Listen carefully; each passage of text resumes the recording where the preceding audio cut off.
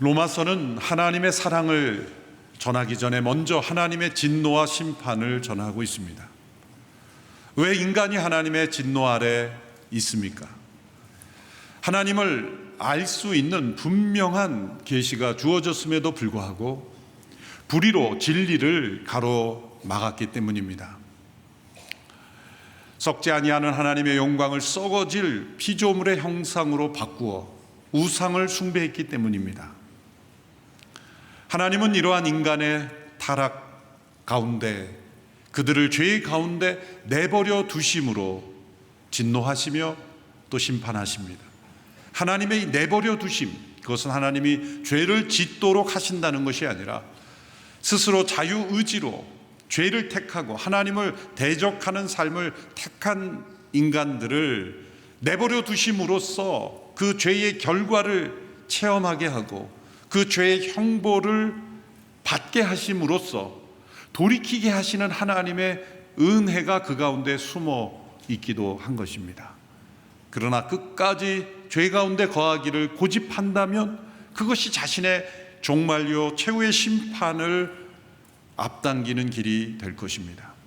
하나님은 우리 인간들을 향하여 오래 참으시며 인자하심으로, 긍휼하심으로 우리에게 은혜를 베푸시지만 인간은 끊임없이 하나님 없는 세상을 꿈꾸며 또 하나님을 대적하며 하나님의 창조 질서를 파괴하며 스스로를 우상으로 만드는 죄를 짓고 있습니다.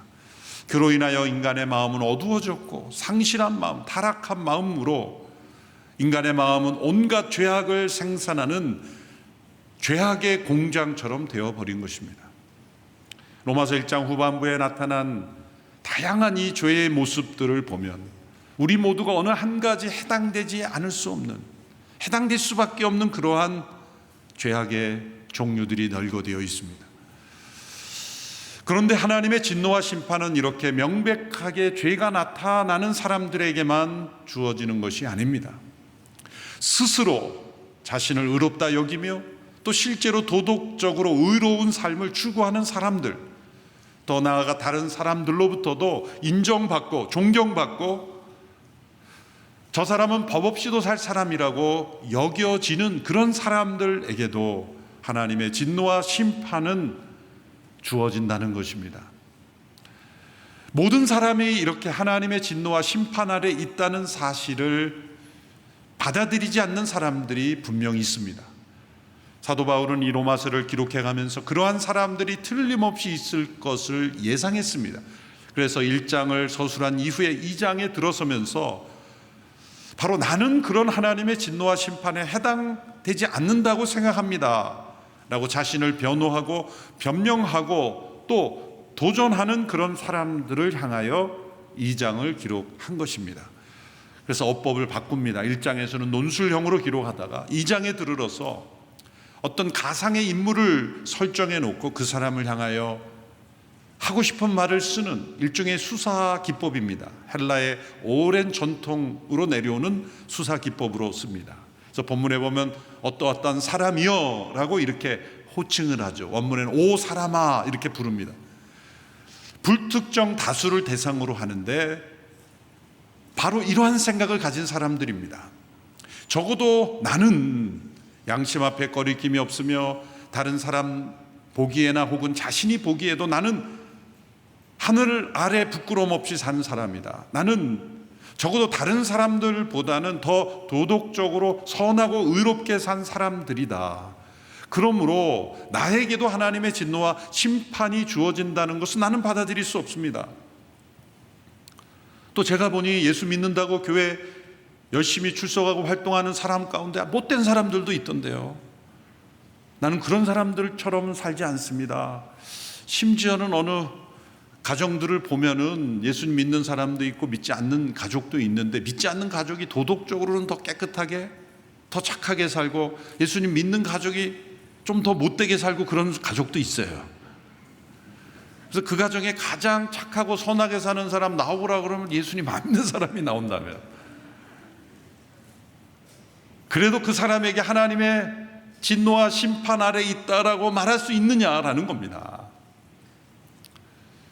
하나님의 말씀은 그렇다라는 겁니다. 의인은 없나니 하나도 없다라고 말합니다.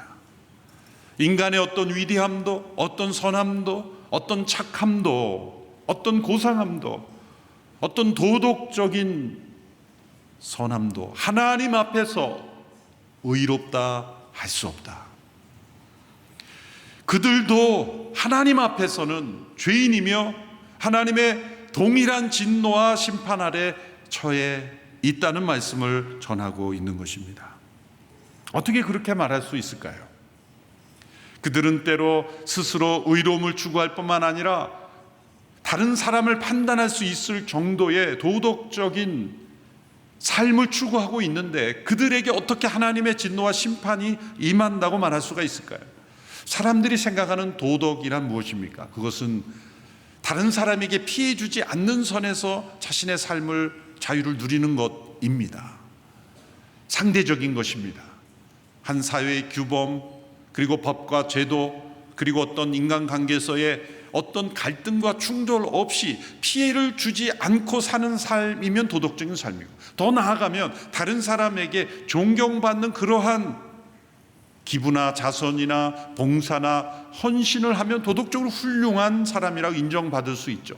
그러한 사람들까지도 모두가 다 하나님의 진노와 심판 아래 있다고 말할 수 있는가? 그렇다는 겁니다.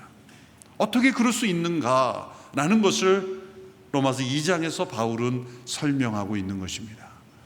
사람들이 보기에 의를 충분히 갖추었다고 생각하고, 심지어 다른 사람을 판단할 수 있는 사람, 또 저 사람은 다른 사람을 훈계할 수 있는 자격이 있는 사람이야 라고 말할 수 있는 사람까지도 하나님의 진노와 심판 아래 있다고 성경은 말하고 있습니다. 오늘 본문 2장 1절의 말씀을 함께 읽어보겠습니다. 시작. 그러므로 남을 판단하는 사람이요 그대는 변명할 수 없습니다. 그대는 남을 판단하는 그것으로 그대 스스로를 정죄하고 있습니다. 남을 판단하는 그대가 똑같은 일을 행하기 때문입니다. 남을 판단하는 사람은 누구입니까? 그저 다른 사람을 정죄하기 바쁜 그런 사람, 종류의 사람을 말하는 것은 아닙니다. 소위 위선적이고, 그리고 자기가 하는 일은 하나도 생각하지 못하고 다른 사람 지적만, 그런 부류의 사람을 말하는 것이 아니라 사실은 다른 사람을 판단할 수 있을 정도의 도덕적 분별력을 가진 사람들, 그러나 그 이면에는 자기 스스로 도덕적인 의의를 추구하지만 자기 의에 빠져 있는 사람, 드러나지는 않지만, 자랑하거나 자신을 과시하지는 않지만 그 마음 이면에 그래도 나는 도덕적으로 깨끗한 사람이야 라는 자부심을 갖고 있는 사람을 가리키는 것입니다. 이 사람이 유대인을 가리키냐 이방인을 가리키느냐 라는 그런 논쟁에 휩싸일 필요가 없습니다. 이런 사람들도 왜 하나님의 진노와 심판 아래 있습니까? 누군가를 판단하는 그것은 무엇입니까? 기준이 되는 것이죠. 도덕적인 분별력을 가진 사람이죠. 바로 그것으로 자기 자신이 정죄받고 자기 자신도 똑같은 죄인임을 나타내기 때문이라는 것입니다. 3절의 말씀을 보십시오. 그런 일을 행하는 사람을 판단하면서 똑같은 일을 행하는 사람이요 그대가 하나님의 심판을 피할 수 있을 줄로 생각합니까? 피할 수 없다는 것입니다. 이들이 오해하고 있는 것이 있습니다. 4절 5절의 말씀 같이 읽습니다. 시작. 아니면 하나님의 인자하심이 그대를 회개로 이끄시는 것을 알지 못하고 그분의 인자하심과 용납하심과 오래 참으심의 풍성함을 멸시합니까? 그대의 고집과 회개하지 않는 마음 때문에 그대는 진노의 날, 곧 하나님의 의로운 심판이 나타날 그날에 그대에게 임할 진노를 쌓고 있습니다. 여기서 진노를 쌓고 있는 사람은 누구입니까? 1장에서 온갖 추악한 죄를 나타내는 사람이 아니라 여기에서는 의로움을 추구하는 사람, 사회 사람들이 보기에는 참 저 사람은 고상한 삶을 살고 있다라고 평가받을 수 있는 사람, 더 나아가 다른 사람을 판단할 수도 있는 사람, 그런 사람인데 진노를 쌓고 있다 말할 수 있을까요? 왜 그럴까요? 하나님의 인자와 용납과 오래 참으심을 멸시하고 있기 때문이다. 자기 스스로 도덕적인 의로움을 지켜가면서 도리어 그 안에 고집이 있고 회개하지 않는 마음이 있다는 겁니다. 어떤 고집이 있습니까? 하나님의 의를 필요로 하지 않다. 나는 나를 믿는다. 나는 나의 선함을 믿는다. 나는 나의 도덕적인 의로움을 믿는다. 나 혼자 착하게 살면 된다 라고 생각하는 그러한 자신의 고집으로 인해서 회개하지 않는다는 거죠. 회개하지 않는다는, 나는 회개가 필요 없다고 생각하고 살아가는 사람들이에요. 자신의 삶 속에 죄가 나타나고 문제가 나타나고 어떤 갈등과 고난 속에서 자기 안의 문제가 깊이 나타나는 사람은, 그렇지, 나는 회개해야 돼, 나는 회개가 필요한 사람이야, 그런 것이 쉽게 오히려 다가옵니다. 그런데 스스로 의로움을 쌓아가고 또 도덕적으로 의로움을 추구하고 다른 사람을 판단할 수 있을 정도의 도덕적 의로움을 추구하는 사람은 글쎄 내가 회개해야 될 게 뭔지 난 잘 생각이 안 난다. 오히려 그것이 고집이고 회개하지 않는 완고한 마음이고 하나님의 오래 참으심을 멸시하고 있다는 것이죠. 왜 이러한 부류의 사람들도 하나님의 진노와 심판 아래 있다고 말할 수 있을까요? 오늘 그 이유를 설명하시는 겁니다. 첫째로, 하나님의 이 심판은 진리대로 이루어지기 때문에 의로운 심판입니다. 오늘 본문 2절의 말씀을 함께 읽겠습니다. 시작. 우리는 그런 일을 행하는 사람에게 진리대로 하나님의 심판이 내린다는 것을 압니다. 진리대로. 진리는 무엇입니까? 절대적으로 옳은 것입니다. 절대적으로 선한 것입니다. 절대로 변하지 않는 것입니다. 요즘 이 시대 사람들이 가장 거부하는 단어가 진리입니다. 요즘 이 시대는 옳고 그름을 따지는 것을 싫어합니다. 모든 사람들이 받아들여야 할 진리는 없다라고 주장합니다. 모든 사람들이 순종해야 될 권위 있는 진리는 세상에 없다라는 생각으로 가득 차 있습니다. 그런데 그 명제만큼은 절대적이라고 주장하는 거예요. 거짓된 주장이죠. 과연 그럴까요? 진리가 없을까요? 그래서 사람들은 이 진리를 양분화시킵니다. 진리를 상대화시키죠. 그래서 공적인 영역, 퍼블릭 월드에서 받아들이는 진리가 있고 프라이빗 월드, 사적인 영역에서 받아들이는 진리가 따로 있다고 말합니다. 공적인 영역에서의 진리는 과학으로 증명된 것만 공적 진리로 받아들일 수 있다고 말합니다. 과학으로 증명할 수 없는 것은 사적인 영역에 속한 진리로서 각자가 자기가 옳다고 느끼는 것은 다 진리라고 서로 받아들여 주자라고 말합니다. 자신의 주장, 심지어 자신의 느낌까지도 자기가 옳다고 느끼면 그것은 사적인 영역에서 진리라고 인정해 주자는 겁니다. 여러분, 이 구분이 얼마나 모순되어 있습니까? 이러한 구분이 근대를 넘어서서 소위 포스트 모던 시대로 돌아서면서 사람들이 이러한 구분을 받아들이기 시작했어요. 정치, 경제, 사회, 문화 모든 영, 심지어 교회 안에서조차 진리는 공적 진리와 사적 진리로 나눠진다는 구분을 받아들이면서 우리가 믿는 하나님의 말씀은 사적 진리의 영역으로 갇혀버렸습니다. 그러므로 학교나 공공장소에서 말씀을 전하는 것은 예배당 안에서만 할 일이지 예배당 밖에서 나오면 안 된다. 이것이 진리를 양분화시킨 결과입니다. 과연 이 구분이 올바른 것일까요? 이 구분은 틀린 것입니다. 진리는 모든 영역에서의 진리인 것입니다. 공적 영역에서는 맞는 말인데 사적에서는 맞지 않을 수 있다라는 말은 틀린 말이죠. 진리는 사적 영역과 공적 영역의 구분이 없습니다. 도리어 이렇게 구분을 해야 맞는 것이에요. 진리란 구분한다면 이렇게 구분할 수 있는데, 과학적 진리와 도덕적 진리. 과학적 진리는 뭡니까? 만물, 하나님이 만드신 이 자연 만물에 숨어 있는 법칙들을 발견하는 것. 그래서 사람들이 과학의 어떤 실험을 통해 증명된 법칙은 진리라고 받아들일 수가 있는 겁니다. 왜? 언제나 그렇게 변하지 않으니까. 언제나 오르니까. 언제나 물건은 아래로 떨어지는 중력의 법칙이 존재하는 것이 우리는 진리라고 받아들일 수 있는, 것을 과학적 진리라고 말할 수가 있죠. 우주 만물에 나타난 이 자연과 모든 피조물의 세계에 나타난 과학적 진리들이 있습니다. 과학자들은 그것을 실험을 통해, 관찰을 통해, 반복되는 그런 실험을 통해서 증명하죠. 그런 법칙을 하나둘씩 발견할 때마다 큰 상을 받고 위대한 업적을 남겼다고 하지 않습니까? 그분이 만든 것이 아니라 존재하는 것을 발견했을 뿐이에요.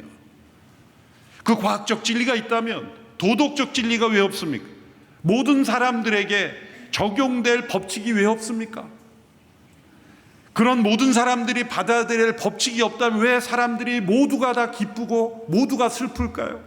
모두가 어떤 경우에 불안하고 모두가 왜 마음에 두려움이 있을까요? 행복에 이르는 법칙이 있다는 겁니다. 기쁨에 이르는 법칙이 있다는 겁니다. 그러나 도리어 두려워하고 불안하고 그리고 슬픔 속에 살아가는 그러한 길도 있다는 겁니다. 우리의 삶과 공동체와 사회와 국가와 온 세계 사람들에게 보편적으로 반드시 적용될 수 있는 도덕적 진리는 존재한다는 것입니다. 사람들이 이거를 거부하려고 공적 진리와 사적 진리로 애매한 말로 구분해 버렸어요. 그것은 매우 정확하지 않은 분류예요. 그걸 통해서 뭐를 하는 겁니까? 모든 사람들이 받아들여야 될 진리는 존재하지 않기 때문에 내 생각대로, 내 느낌대로 살아가는 것이 옳은 것이라고 주장하고 싶은 겁니다. 이것이 영적 사사시대입니다. 자기 소견에 오른 대로 자신의 생각만이 아니라 느낌까지. 그래서 왜 교회가 소위 사회적 성을 법제하는 것을 반대해야 합니까? 소셜 젠더라는 걸 왜 받아들일 수 없습니까? 우선 과학적 진리에 부합하지 않습니다. 여성과 남성, 남자와 여사 외에 제3의 염색체가 과학적으로 발견된 적이 없습니다. 그렇다면 이것은 과학적 진리가 아니죠. 또 하나 도덕적 진리에 부합하지 않기 때문이죠. 자신의 느낌, 성향으로 그것을 법으로 만들고 문화로 만들 수 없다는 거예요. 일부의 사람들이 그것이 있다 그래서 그것을 모든 사람들이 받아들일 수 있는 기준으로 만들 수 없다는 말이에요. 기준을 바꾸는 일이에요. 매우 심각한 일이죠. 그래서 사람들은 진리라는 단어를 거부합니다. 그것을 강요라고 말하고 그것을 혐오라고 말합니다. 과학적 진리가 있듯이 도덕적 진리가 존재함을 우리가 인정한다면 그것이 무엇이냐라고 우리가 판단할 수 있어요. 그것은 서로 연결되는 것입니다. 그것이 우리의 삶의 기준이 되어야 하는 것입니다. 기준을 바꾸는 일은 매우 위험한 일이고 합당한 근거가 있어야 되고 때로 그것은 과학적 진리에 부합할 수 있어야 하는 것이죠. 왜냐하면 이 모든 진리는 하나님의 진리이고 한 분 하나님의 진리에 속한 것을 우리가 받아들여야 하기 때문입니다. 하나님은 진리대로 절대 기준대로 우리를 판단하시기에 그분의 심판은 의로운 심판입니다. 좀 쉬운 예로 이제 학교에 막 들어간 학생들이 구구단을 이제 외웁니다. 물론 요즘은 다 두세 살 때 구구단을 뛴 아이들이 있지만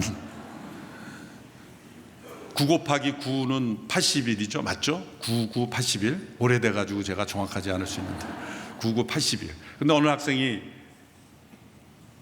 한 아이가 80이라고 썼고 어느 학생은 70이라고 썼어요. 그래서 나중에 둘 다 틀렸다는 걸 알고 선생님에게 가서 80이라고 쓴 학생이 선생님 쟤는 70이라고 썼기 때문에 그 차이가 많이 나기 때문에 받아들일 수 있지만 저는 그래도 80인데 하나 부족한데 똑같이 틀렸다고 하는 거 너무 억울하지 않습니까? 라고 주장하는 거예요. 그래서 저는 80 가까운데요. 하나밖에 차이가 안 나는데요. 아무리 주장하고 주장해봐야 그건 틀린 답이에요. 우리가 삶 속에서 배우는 학문의 세계에도 옳고 그름이 있는 거예요. 정답이 하나밖에 없는 영역이 있는 거예요. 그렇다 그래서 우리 선생님은 너무 배타적이야. 포용력이 없어. 주장할 수 있습니까? 그건 배타와 포용의 문제가 아니라 옳고 그름의 문제이고 정답이 하나밖에 없는, 그거 외에는 답이 없는 진리의 영역에 속하는 것입니다. 그렇다면 도덕적 영역에도 우리가 행복에 이르는 법칙이 있는 겁니다. 우리의 삶의 기쁨에 이르는 법칙이 있는 겁니다. 그것은 우리를 행복에 이르도록 하기 위해서 어떻게 우리가 선택을 하고 어떤 삶의 방식을 택해만 될 수 있는지 하나님의 법칙을 따라야 되는 거예요. 그 법칙이 있습니다. 사람들은 자기가 느끼고 그리고 좋은 대로 가면 그것이 행복이라고 말하지만 틀린 것이죠. 왜? 기준이 없기 때문에. 기준이 자기 자신이 되고 자신의 느낌이 되면 그것은 진리가 아닙니다. 모든 사람들이 받아들여야 될 진리, 그것을 성경은 뭐라고 말합니까? 하나님을 경외하는 것. 하나님을 경외하는 것이 지혜의 근본입니까? 하나님을 경외하면 기준을 깨닫게 된다는 거예요. 모든 사람들에게 적용되는 기준, 그것을 캐논, 성경을 정경이라고 할 때 이것을 캐논이라고 말합니다. 기준이라는 겁니다. 기준을 알아야 우리가 삶의 올바른 도리에 이룰 수가 있는 것이죠. 하나님의 심판은 진리대로 이루어집니다. 두 번째, 하나님의 심판은 행한 대로 이루어지기에 의로운 심판입니다. 오늘 본문 6절에서 10절의 말씀을 제가 요약한 자막을 통해서 우리 함께 읽어보겠습니다. 시작. 하나님께서는 각 사람에게 그의 행위에 따라 갚아주실 것입니다. 악을 행하는 모든 사람의 영혼에 환난과 고통이 있을 것입니다. 그러나 선을 행하는 모든 사람에게는 영광과 존귀와 평강이 있어. 이것이 도덕적 진리라는 것입니다. 악을 행하는 사람의 영혼에는 환난과 고통이 있습니다. 선을 행하는 사람에게는 영광과 존귀와 평강이 있습니다. 도덕적 법칙이라는 거예요. 이것 또한 진리인 거죠. 하나님은 각 사람의 행위에 따라 심판하시기에 의로운 심판입니다. 하나님 우리의 모든 말과 행위를 기억하고 계시고 또 기록하고 계십니다. 우리 모두는 작은 녹음기를 메고 다닌다고 생각하시면 됩니다. 작은 비디오를 들고 다닌다고 생각하시면 됩니다. 하나님은 우리의 모든 말과 행동을 기준으로 하여 우리를 심판하시기에 의로운 심판이십니다. 프란시스 셰퍼라는 기독교 철학자가 이런 말을 했습니다. 하나님께서는 심판 때에 보이지 않는 녹음기를 틀어서 내 입으로 사람은 마땅히 이렇게 행동해야 한다고 한 말을 기준 삼아 심판하신다. 하나님은 보이지 않는 녹음기를 틀어서 심판 때 사용하신다는 거예요. 우리 모든 말과 행동이 바로 그 기준이 된다는 것입니다. 하나님은 인간이 모르는 기준을 가지고 심판하지 않으십니다. 너무나 잘 알기에 때로 다른 사람을 판단하기 위하여 사용하는 그 기준을 따라 우리를 심판하신다는 겁니다. 요한계시록 20장 12절에 보면 우리 행위가 기록된 책이 있다고 말합니다. 죽은 사람들이 책들 안에 기록된 대로 심판을 받았는데 그 안에는 그들의 행위가 기록되어 있었습니다. 20장 앞부분에 보면 생명책이 나오죠. 그 생명책에 우리의 모든 삶이 기록이 되어 있다는 겁니다. 대학 시절 기독 동아리 후배 가운데 어느 날 저에게 놀란 눈으로 찾아와서 그 전날 꾼 꿈을 저에게 말한 후배가 있었습니다. 꿈을 꿨는데 이 하나님의 심판 앞에 간 거예요. 그리고 그 앞에 큰 책이 펼쳐져 있는데 저게 생명책이구나 순간 그렇게 느꼈다는 거예요. 근데 때마침 그 지키던 천사가 어디를 갔는지 아무도 없어서 그 책을 뒤적거리면서 봤다는 거예요. 그 이름이 누가 있는지. 그래서 후배가 이재훈이라는 이름이 있다는 걸 알려줬어요. 참 감사해요. 이재훈 선배 이름도 있고 뭐 친구들 이름 있고 다 있다는 거예요. 근데 자기 이름이 없더라는 거예요. 자기 이름. 그 꿈속에서 얼마나 놀랐는지 내 이름이 없어요. 큰일 났다. 때마침 천사가 어디 화장실에 가고 없는 틈을 타서 펜을 꺼내서 자기 이름을 적다가 천사가 나타나서 걸린 거예요. 그래서 천사한테 야단을 맞으면서 꿈을 놀라서 깬 거예요. 그래서 이 말씀을 꿈으로 체험한 친구가 있어서 생각나서 말씀을 드리는 거예요. 그러고 나서 뭐 신앙이 변화돼 지금은 목회자가 되어서 열심히 일하고 있습니다. 뭐 꿈이 계기가 되었는지 아닌지는 모르겠습니다만 우리의 모든 행위는 이 땅에서의 삶으로 끝나는 것이 아니라는 것, 영원으로 연결된다는 것. 우리가 이 땅에 태어나서 죽음까지 끝나는 것이 아니라 기록되고 있고 기억되고 있고 그리고 심판의 근거가 된다는 거죠. 얼마나 무서운 말씀입니까? 그렇게 하나님의 심판은 의로운 심판이라는 겁니다. 셋째로 하나님의 심판은 각자에게 주어진 그리고 각자가 소유한 계시를 기준으로 이루어지기 때문에 의로운 심판입니다. 다음 주에 살펴볼 본문이지만 12절 말씀 한 구절을 앞당겨서 살펴볼 때 12절의 말씀 같이 읽겠습니다. 시작. 율법 없이 죄 짓는 사람은 모두 율법 없이 멸망하고 율법 안에서 죄 짓는 사람은 모두 율법대로 심판을 받을 것입니다. 율법 안에서 죄 짓는 사람, 이것은 유대인을 가리키는 것이고 율법 없이 죄 짓는 사람, 이것은 이방인을 가리키는 것이죠. 그러면 율법이 있고 범죄한 자는 기준이 뭡니까? 율법이 기준이 된다는 거예요. 유대인들이 하나님이 율법을 모세를 통해 주셨으니까. 그런데 율법을 한 번도 알지 못하는 사람, 이스라엘 구약 역사 모세 시대에 지구 반대편에 누군가가 살고 있었다고 한다면 그 사람들은 율법을 알지 못하는데 그 사람을 판단하는 기준은 무엇인가? 양심이 기준이 된다는 거예요. 하나님께 주시는 도덕적인 본성, 그것이 기준이 된다는 거예요. 율법에 하라 하지 말라라는 내용이 나오는 것처럼 우리의 양심, 우리의 도덕적인 본성은 이 절대적인 하나님의 진리를 찾아가는 나침반의 역할을 하기 때문에 하나님은 각 사람이 전혀 알지 못하는 기준으로 심판하지 않습니다. 율법을 알았던 사람은 아는 대로, 몰랐던 사람은 몰랐던 대로 심판하시기에 모든 사람이 각자가 알지 못했던 기준으로 판단하지 않으신다는 거예요. 학교 다닐 때 학창시절에 학생들에게 제일 미움받는 선생님 누굽니까? 시험 범위를 내줘놓고 범위 밖에서 문제를 여러 개 내는 선생님. 아주 고약한 선생님이죠. 범위 안에서 내야죠. 그런데 꼭 범위 밖에서 한두 문제라도 내는 거예요. 하나님은 그렇게 하지 않으세요. 하나님이 우리를 심판하실 때는 우리에게 주신 계시 밖에서 기준으로 우리를 판단하지 않으세요. 우리에게 충분히 알려주신 기준 안에서 우리를 심판하시기에 하나님은 공정하신 심판입니다. 하나님은 진리대로 우리를 심판하시고 우리의 행한 대로 우리를 심판하시고 그리고 우리 각자에게 주신 계시대로 우리를 심판하십니다.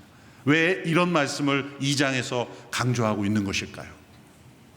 모든 사람은 하나님의 진노와 심판을 피할 수 없다는 겁니다.